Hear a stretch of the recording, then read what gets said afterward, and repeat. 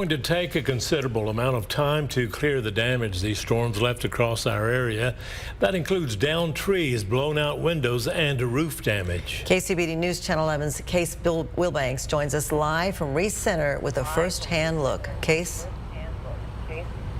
Well, Karen and Emmer, we were trying to get out to Reese Center this evening, but because of all the flooding and traffic along 19th, we weren't able to quite make it there. We are at Terra Vista Middle School, which is around 12th and Upland, and take a look at this. Their light poles here in their parking lot just bent in half by the winds that came through this area. The metal just bent over. There's another light pole and the similar situation right over there. We've also seen some downed trees outside the school, and there were some downed power lines here at this location. This is why we came over here.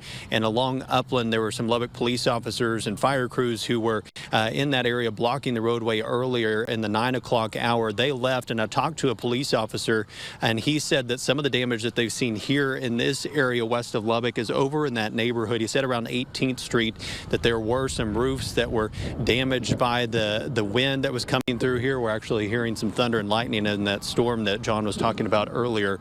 But on our way over here along the South Loop, numerous trees down, especially in those city parks that are along the South Loop, and significant flooding. It delayed us getting out of our station at 98th and University because of the flooding along University. Cars just trying to make their way through that flooding in just one lane, really, because of the significance of that flooding. As you mentioned, it's going to be a significant cleanup effort in the days to come, not only to property damage, but down trees and light poles like this. So again, we were trying to make it out to that area where we had the reports of the tornadoes, but we've already seen just images, videos, and pictures coming in of windows blown out by hail and significant wind damage tonight. Karen and Abner.